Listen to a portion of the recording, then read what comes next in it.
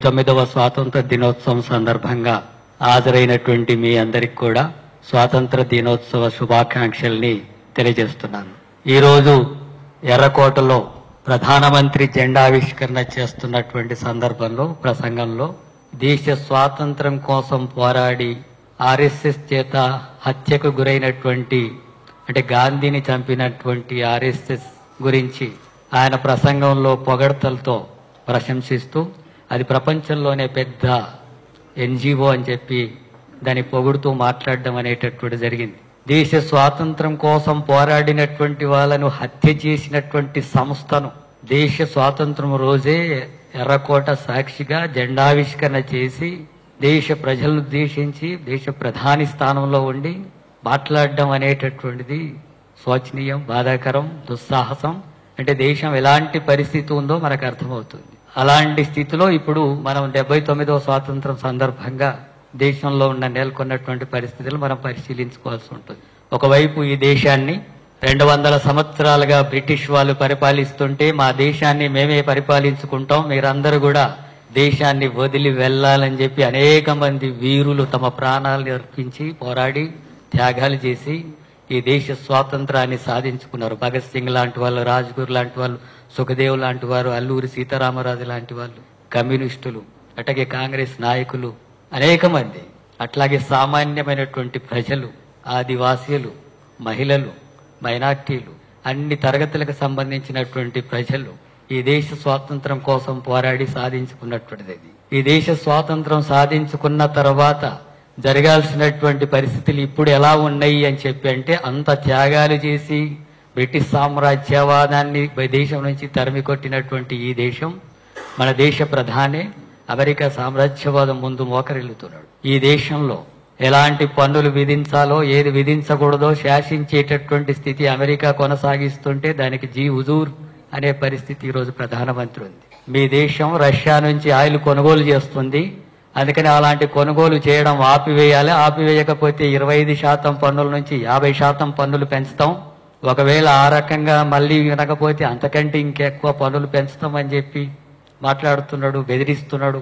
మన దేశాన్నే బెదిరించడం అనేటటువంటి విషయానికి దేశాన్ని పరిపాలిస్తున్నటువంటి ప్రధానమంత్రి స్పందన ఎలా ఉండాలి? 140 కోట్ల మంది కాలరెగిరేసుకొని మాది ఇది భారతదేశం అంటే ఏమనుకున్నావని చెప్పగలిగినట్టుగా ఉండాలి కదా. గుండె ధైర్యంతో ప్రపంచం ముందు గర్వంగా నిలబడేటట్టుగా ఉండాలి కదా స్పందన. ఏం మాట్లాడడం లేదు ప్రధానమంత్రి. 25% నుంచి ఇప్పుడు 27వ తారీఖు నుండి 50% పెరుగుతుంది. దానివల్ల ఆర్థిక నిపుణులు అంటున్నారు దాదాపు 7 లక్షల కోట్ల రూపాయలు మనకు దేశానికి నష్టం జరుగుతుంది. అమెరికా నుంచి మనం దిగుమతులు చేసుకునేటటువంటి వస్తువులకు మాత్రం పన్నులు వేయకూడదు, 0% ఉండాలి శాసిస్తున్నాడు. మనమేమో వాళ్ళ దేశానికి ఎగుమతులు చేస్తే 50% సుంకాలు విధిస్తారు వాళ్ళు. ఆ అమెరికా నుంచి దిగుమతి చేసేటటువంటి దానికి 0% ఉండాలి. అంటే ఈ సామ్రాజ్యవాద దేశం మన భారతదేశాన్ని శాసిస్తున్నట్టు కదా, దానికి తగిన స్పందన ఉండాలి కదా, అది లేదు. అలాగే పాకిస్తాన్కి ఇండియాకు మధ్య మన జరిగినటువంటి పహల్గాం ఘటనకు సందర్భంగా 22 నిమిషాలలోనే ఆ యుద్ధాన్ని నేను ఆపేశాను, విజయం సాధించాం, ఉగ్రవాదుల స్థావరాల మీద దాడి చేసి అని చెప్పి ప్రధాని అంటున్నాడు. ఈ రోజు కూడా అక్కడ ఎర్రకోటలో దాన్ని చాలా గొప్పగా మాట్లాడాడు. కానీ 22 నిమిషాల్లో జరిగిన తర్వాత జరిగినటువంటి కాల్పుల విరమణ ఎవరు చెప్తే జరిగింది? ట్రంప్ అంటున్నాడు నేను చెప్తేనే పాకిస్తాన్ భారతదేశం యుద్ధాన్ని కాల్పుల్ని విరమించుకున్నది అంటున్నాడు.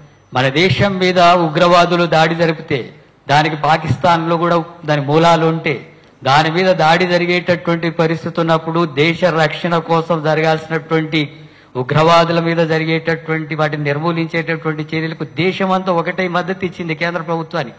కులాలకు అతీతంగా, మతాలకు అతీతంగా, ప్రాంతాలకు అతీతంగా, దేశ పార్టీలకు అతీతంగా దేశ ప్రజలంతా ఐక్యంగా ఉండి ఆ ఉగ్రవాద చర్యలను అరికట్టాలని చెప్పి మద్దతు ఇస్తే అమెరికా చెబితే ఉపసంహరించుకున్నాడు అనేటటువంటిది ఉంటే మన దేశానికి ఏముంది రక్షణ? మన దేశ పాలకుడు సొంతగా నిర్ణయాలు చేయగలగల కదా, సొంతగా వాటికి సంబంధించినటువంటి విషయాలు ఉండాలి కదా, దేశ ప్రజల ముందు ఉంచాలి కదా, ప్రతిపక్షాల ముందు ఉంచాలి కదా, పార్లమెంట్ ముందు ఉంచాలి కదా. అవన్నీ ఏమీ లేకుండా ట్రంప్ మళ్ళీ చెప్తున్నాడు నేను చెప్తేనే విరమించుకున్నారని. ఇలాంటి స్థితిలోకి భారతదేశం దిగజారుతుంది అనే విషయాన్ని మనం గమనించాలి. అట్లాగే మన భారతదేశానికి సంబంధించినటువంటి విషయం సామ్రాజ్యవాదాలకు వ్యతిరేకంగా పోరాడినటువంటి చరిత్ర కలిగినటువంటి దేశంలో ఇలాంటి స్థితిలో ఉండేటటువంటి పాలకులు ఉండడం అంటే అది దేశాన్ని ప్రపంచానికి ముఖ్యంగా సామ్రాజ్యవాదానికి లొంగుబాటుగా వాళ్ళకు అనుకూలంగా మన సంపదను కూడా దోచిపెట్టడానికి అనుకూలమైనటువంటి విధానాల్ని అంటే వాళ్ళు సామ్రాజ్యవాద దేశాలు భారతదేశాన్ని వచ్చి ఇక్కడ పరిపాలించాల్సిన అవసరం లేదు. అక్కడి నుండి ఈ దేశ సంపదనంతా కూడా కొల్లగొట్టుకోవడానికి అవకాశాలు ఇచ్చేటటువంటి విధానాలు ఇప్పుడు భారతదేశంలో కేంద్ర ప్రభుత్వం కొనసాగిస్తుంది, బీజేపీ ప్రభుత్వం కొనసాగిస్తుంది. ఇది ఈరోజు వాటికి వ్యతిరేకంగా మనం పోరాడాల్సినటువంటి బాధ్యత ఇప్పుడు దేశ ప్రజలందరి మీద ఉంది. అట్లాగే మన దేశానికి సంబంధించినటువంటి విషయాలు కూడా చూసినప్పుడు ఈ దేశం ప్రపంచంలోనే ఆకలిని అధిగమించినటువంటి దేశంగా ఉంది, మొదటి స్థానంలో ఉంది అని చెప్పి ఈరోజు ప్రధానమంత్రి అంటున్నాడు. ఆకలిని అధిగమించే స్థితిలో ఉందా దేశం? ప్రపంచంలోనే మొదటి స్థానంలో ఉందా? మొత్తం ప్రపంచంలోనే పౌష్టిక ఆహారం సరిగ్గా లేక మహిళల్లో రక్తహీనత ఉన్నటువంటి వాళ్ళు 40% మందికి పైగా భారతదేశంలోనే ఉన్నారని చెప్పి లెక్కలు చెప్తున్నాయి. మొత్తం ప్రపంచంలోనే 40% మంది మహిళలు రక్తహీనతతో ఉన్నారు, వాళ్ళు భారతదేశంలో ఉన్నారు. వాళ్ళు ఎందుకు అట్లా ఉన్నారంటే పౌష్టికాహారం లేక. వాళ్ళకు రక్తహీనత ఉండడం వల్ల బరువు తక్కువ ఉన్నటువంటి పిల్లలు పుట్టేటటువంటి దాంట్లో ప్రపంచవ్యాప్తంగా తక్కువ బరువుతో పుట్టుతున్నటువంటి పిల్లలు ఎక్కడ ఉన్నారు అంటే భారతదేశంలో ఉన్నారు. మహిళలకు రక్తహీనత ఉన్నప్పుడు, పౌష్టికాహారం సరిగా లేనప్పుడు పిల్లల పుట్టుక కూడా బరువు తక్కువతో పుడుతున్నారు, సరైనటువంటి ఆరోగ్యంతో పుట్టడం లేదు. ప్రపంచంలోనే మనం అలాంటి స్థితిలో ఉన్నాం. నిరుద్యోగ సమస్య ఉంది, పేదరికం ఉంది, అసమానతలు ఉన్నాయి, కుల వ్యవస్థ ఉంది, మతాల మధ్య వైరుధ్యాలు ఉన్నాయి, పేద ధనిక అనేటటువంటి వ్యత్యాసాలు కొనసాగుతూనే ఉన్నాయి. వీటినేవి నిర్మూలించలేదు. వీటినేవి నిర్మూలించకుండానే వ్యవస్థలను కూడా కొద్ది మంది దేశ సంపదనంతా కూడా కొల్లగొట్టుకునేటటువంటి వాళ్ళకు కార్పొరేట్ సంస్థలకు అనుకూలంగా ఉండేటటువంటి విధానాలు అనుసరిస్తాం. ఈ దేశంలో ఉండేటటువంటి 1% కార్పొరేట్ సంస్థల చేతుల్లో మన మొత్తం దేశంలోని సంపద 40% వాళ్ళ చేతుల్లో ఉంది. మొత్తం దేశ సంపదలో 40% సంపద 1% ఉన్నటువంటి కార్పొరేట్ సంస్థల చేతుల్లో ఉంది. 50%గా ఉండేటటువంటి మనలాంటి పేదవాళ్ల చేతుల్లో 3% సంపదనే ఉంది. మన 3% సంపదలో 50 మంది బతుకుతుంటే 40% సంపద ఒక్కడ అనుభవిస్తుంటే ఇది ఎటువంటి సమాజం అవుతుంది? ఎలాంటి ఆర్థిక అసమానతలు నిర్మూలించినట్టు అవుతుంది? కొద్ది శాతం ఉన్నటువంటి వాళ్ళు దోచుకొని తినడానిగా ఈ దేశం ఉన్నది. ఈ 50% మంది పేదలుగా, కూలీలుగా, కష్టజీవులుగా, శ్రమ చేసే వాళ్ళగా, ఏ స్థితి లేనటువంటి వాళ్ళగా, అనగారినటువంటి వాళ్ళగా ఇలాంటి వ్యవస్థ కొనసాగించడానికి ఈ ప్రభుత్వాలు, పాలకులు, ఈ రాజకీయాలు, ఈ పార్లమెంట్లు, ప్రజా ప్రతినిధులు అయితే మనకేం ప్రయోజనం దానివల్ల? దేశ స్వాతంత్రం అందుకోసమే సాధించింది. భగత్ సింగ్ అలాంటి దానికోసమైనా త్యాగాలు చేసింది కాదు కదా.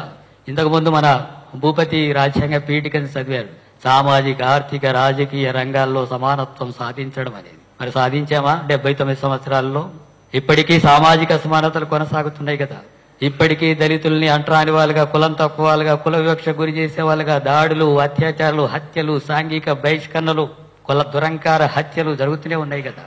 వీటిని ఎందుకు అరికట్టలేకపోతున్నారు? ఎందుకు దీన్ని నివారించలేకపోతున్నారు? ఎందుకు ప్రజల్లో ఆ మార్పు తీసుకురాలేకపోతున్నారు? ఇప్పటికి కూడా కులాల పేరుతో విడిపోయేటటువంటి సమాజం ఉంటే దేశం ఎట్లా ఐక్యత ఉంటుంది? దేశం ఎట్లా అభివృద్ధి చెందుతుంది? దేశం ఎట్లా ప్రపంచం ముందు అందరికంటే ముందు నిలబడేటటువంటి దేశంగా ఎన్నడు మారుతుంది?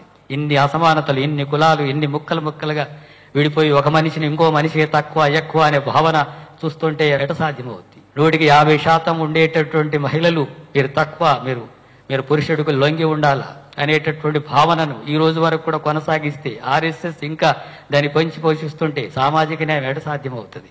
అందుకని సామాజిక అసమానతలు నిర్మూలించడం అనేటటువంటి దృక్పథమే లేనటువంటి పాలకులు దీన్ని పరిపాలిస్తున్నారు ఆనాటి నుంచి ఈనాటి వరకు. అందుకనే సామాజిక అసమానతలు నిర్మూలించబడడం లేదు దేశంలో. అట్లాగే ఆర్థిక అసమానతలు నేను ఇంతకుముందే చెప్పినట్టుగా దేశ సంపద అంతా కూడా కార్పొరేట్ సంస్థల చేతుల్లో, పెట్టుబడిదారుల చేతుల్లో, భూస్వాముల చేతుల్లో భూములంతా కూడా పోగయి ఉండి అత్యధిక జనాభా చేతుల్లో ఈ సంపద, ఈ వనరులు లేవు. భూమి అంతా కూడా భూస్వాముల చేతుల్లోనే అత్యధిక భాగం. భూమి లేనటువంటి పేదలు ఇప్పటికీ దేశంలో అత్యధికంగా ఉన్నారు. ఎందుకు భూమి లేని వాళ్ళు ఉండాలా? ప్రతి కుటుంబం ఈ భూమి మీద పుట్టినటువంటి వాళ్ళందరికీ కూడా ఈ వ్యవసాయం చేసుకోవడానికి అవకాశాలు ఉన్నటువంటి ప్రతి ఒక్కడికి కూడా 5 ఎకరాలో, 3 ఎకరాలో, 10 ఎకరాలో భూమి ఉండాలి కదా. మీకు 100 ఎకరాలు, 1000 ఎకరాల భూమి ఉండడానికి అవకాశం ఉంటే, కనీసం 5 ఎకరాల భూమి కూడా పేదలకు లేకుండా ఉంటే భూమి అనేటటువంటిది ఎవరబ్బచ్చి ఆగిరని చెప్పి అనుభవిస్తారు. ఆ రకమైనటువంటి వ్యవస్థనే కొనసాగుతుంది కదా ఇప్పటికీ దళితులు, మిగతా కులాలకు సంబంధించినటువంటి వాళ్ళు భూమి లేని వాళ్ళగానే ఉండాలి. తరతరాలుగా భూమి లేకుండా రెక్కల కష్టం మీద మాత్రమే బ్రతికేటటువంటి వాళ్ళగా ఉంటే ఎటువంటి సమాజం అవుతుంది? ఇది ఎట్లా ఆర్థిక సమానత్వం అవుతుంది? ఈరోజు దేశ సంపద కూడా మీరు పెట్టుబడిదారులుగా చూసినా, అట్లాగే భూమి సమస్య చూసినా, ఇతర రంగాల్లో చూసినా ఈ ఆర్థిక అసమానత తీవ్రంగా పెరుగుతున్నటువంటి పరిస్థితి. ఇప్పటికీ మన రాష్ట్రంలో 95 లక్షల రేషన్ కార్డుల మీద రూపాయి కిలో బియ్యము లేదా 6 కేజీలు ఇస్తే ఆ 6 కేజీల బియ్యం కోసం ఎదురు చూసేటటువంటి దుస్థితి ఉందంటే ఎటువంటి పరిస్థితి ఉన్నట్టుగా లెక్క. ఆర్థిక అసమానతలు నిర్మూలించడం అంటే అన్ని విషయాల్లో మార్పు జరగాలి కదా, ప్రతి ఒక్కరికి అవకాశాలు ఉండాలి కదా. ఈ రోజు వరకు అనేక ఆర్థిక అసమానతల వల్ల కనీసం కుటుంబాలు గడవడానికే సాధ్యం కానటువంటి దుస్థితి ఉంది. ఈ ఆర్థిక అసమానతలు ఇంత ఉంటే ఇప్పుడుండే కేంద్ర ప్రభుత్వం ఇంకా అసమానతలు పెంచేటటువంటి విధానాలు తీసుకొస్తుంది.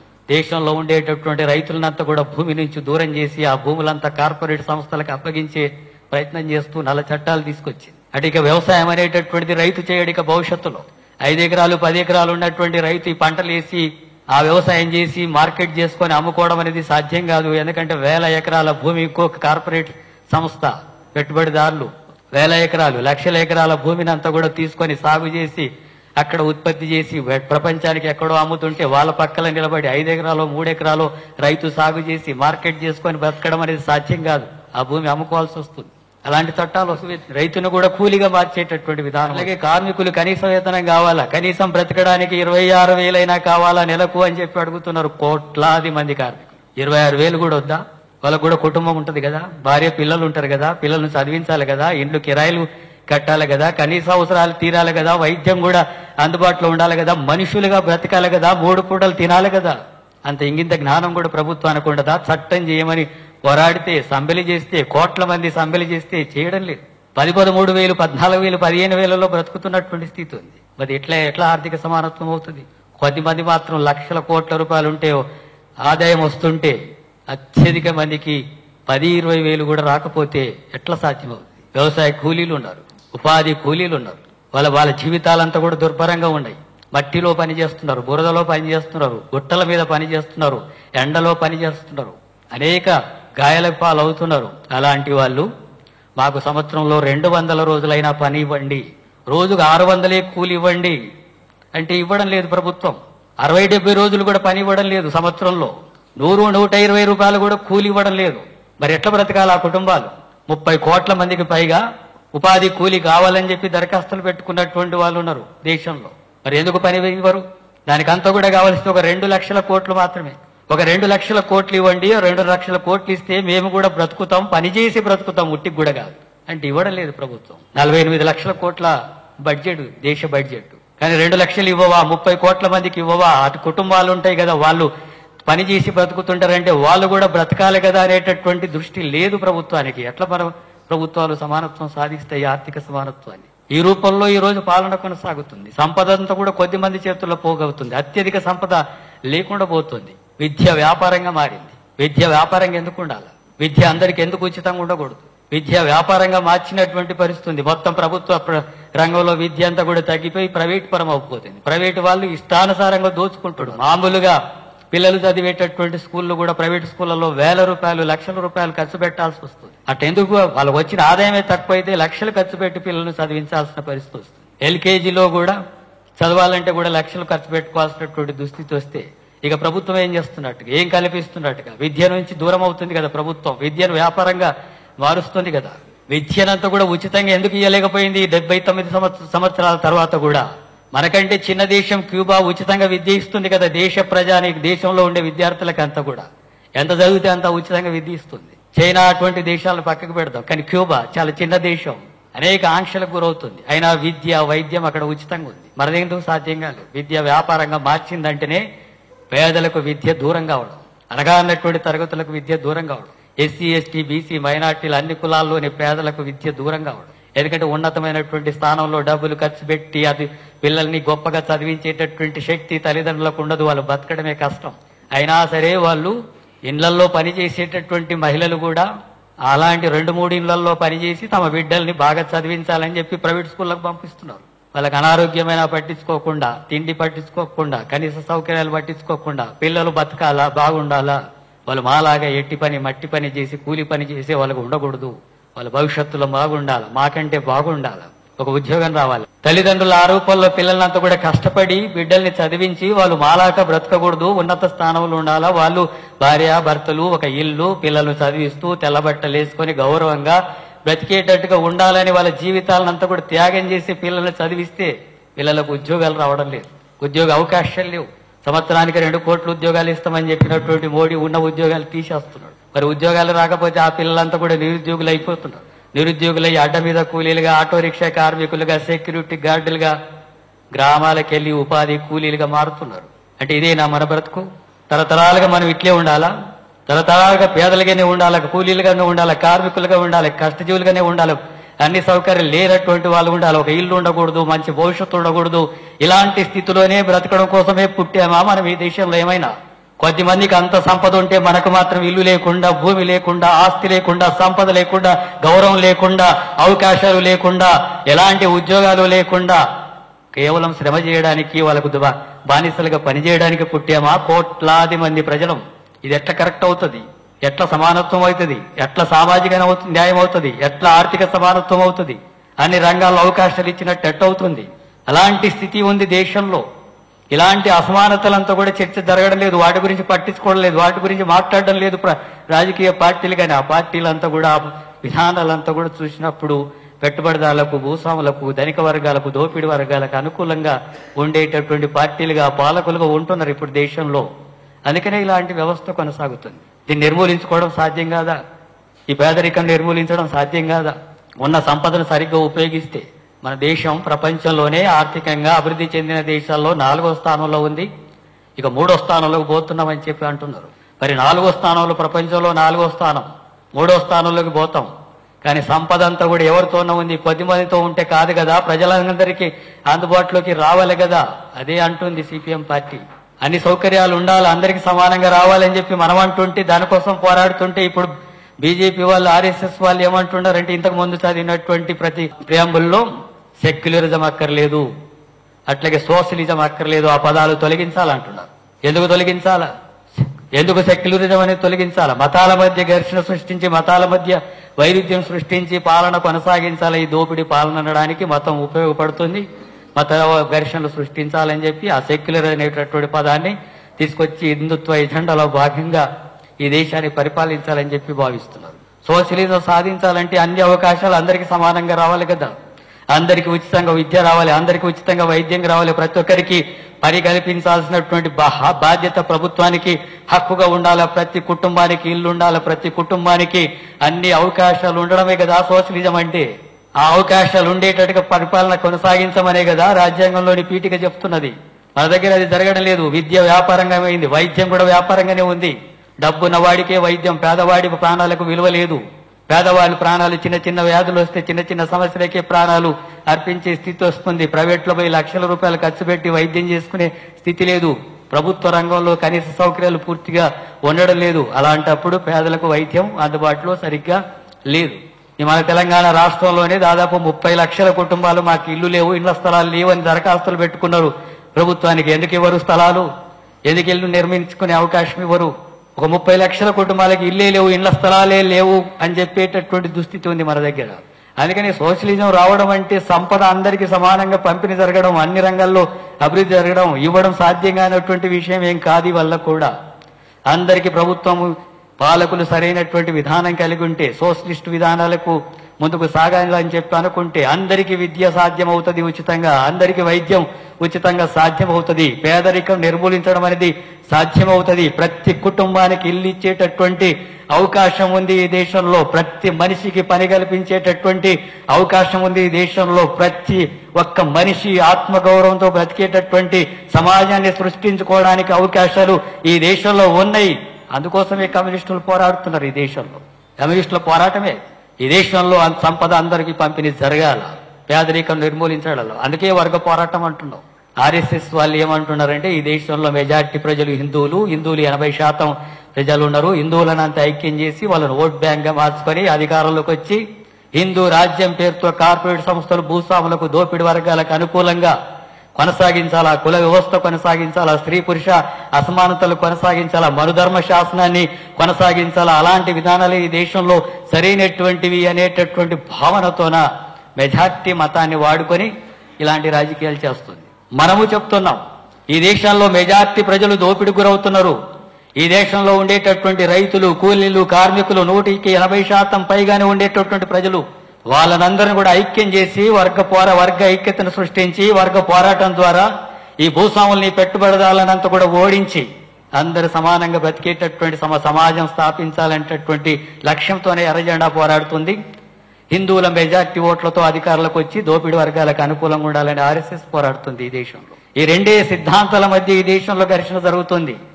కాంగ్రెస్, తెలుగుదేశం, బీఆర్ఎస్ రకరకాల పార్టీలు కొంత లౌకిక పార్టీలైనా ఈ రెండు సిద్ధాంతాల మధ్యన ఈ దేశంలో వైరుధ్యం కొనసాగుతుంది. మెజార్టీ మతాన్ని వాడుకొని వాళ్ళు దోపిడీ వర్గాలకు, మెజార్టీ ప్రజలు దోపిడీ గురవుతున్నారు కాబట్టి ఆ వర్గ ప్రజలను సంఘటితం చేసి ముందుకు సాగాల, విప్లవోద్యమాన్ని సృష్టించాలా, అందరికీ సమానమైనటువంటి అవకాశాలు ఉండాలని చెప్పి ఎర్రజెండా పోరాడుతుంది. మన పోరాటం ప్రజలను విముక్తి చేసేటటువంటి పోరాటం, వాళ్ళు చేస్తున్నటువంటి ఆధిపత్యం ప్రజల్ని అణిచివేసేటటువంటి ఆధిపత్యం, ఆ విషయాలు ప్రజలకు అర్థం చేయించాల్సిన అవసరం ఉంది. ఆ రూపంలో ముందుకు సాగాల్సినటువంటి అవసరం ఉంది. దేశ స్వాతంత్రం అంటే చిన్నది కాదు, అది మామూలుగా వచ్చినటువంటిది కాదు, ఏదో జెండా ఎగరేస్తే వచ్చినటువంటిది కాదు. స్వాతంత్రం అంటే లక్షల మంది తమ ప్రాణాలని ధారపోస్తే, అనేక మంది జైళ్ల పాలవుతే, కాళ్ళు చేతులు ఎరగొట్టుకుంటే, చిత్రహింసలకు గురవుతే, అనేక బలిదానాల ఫలితంగా వచ్చినటువంటి స్వాతంత్రం. ఆ స్వాతంత్రం వచ్చిన తర్వాత ఇలాంటి వాళ్ళ చేతుల్లో పడి ఇప్పుడు దేశం మరింత ప్రమాదంగా ఏర్పడింది. రాజ్యాంగానికి ప్రమాదం ఏర్పడింది, మత సామరస్యానికి ఆటంకంగా ఉంది, సామాజిక న్యాయానికి వ్యతిరేకంగా ఉంది, స్త్రీ పురుష సమానత్వానికి వ్యతిరేకంగా ఉంది. ప్రజల మధ్య ఇలాంటి వైరుధ్యాలు పెంచి ఘర్షణ సృష్టించేటటువంటిది.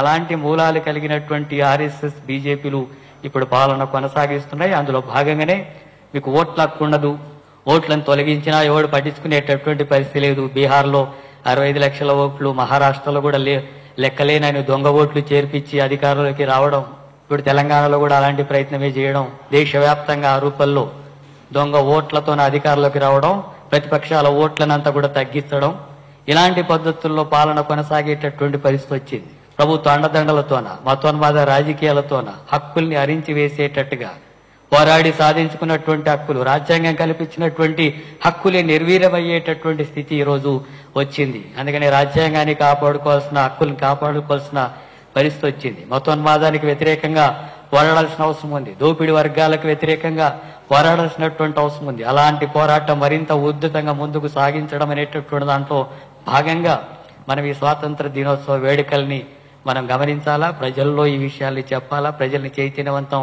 చేయాల్సినటువంటి బాధ్యత మన మీద ఉంది. తప్పకుండా ఈ సామాజిక తరగతులుగా అణచివేత గురవుతున్నటువంటి వాళ్ళు కానీ, ఆర్థిక దోపిడీ గురవుతున్నటువంటి ప్రజలు కానీ అనివార్యంగా చైతన్యం కాక తప్పదు. చైతన్యం చేయాల్సిన బాధ్యత మన మీద ఉంది. వీళ్ళందరూ కూడా చైతన్యవంతమై గట్టిగా నిలబడేటటువంటి పరిస్థితి వస్తే ఇలాంటి పాలక వర్గాలను, దోపిడీ వర్గాలను, మొత్తం ప్రజలందరూ కూడా భూస్థాపితం చేసి విజయం సాధిస్తారు. అలాంటి విజయం సాధించడం కోసం మన శక్తివంతంగా పనిచేయాల్సినటువంటి అవసరం ఉంది.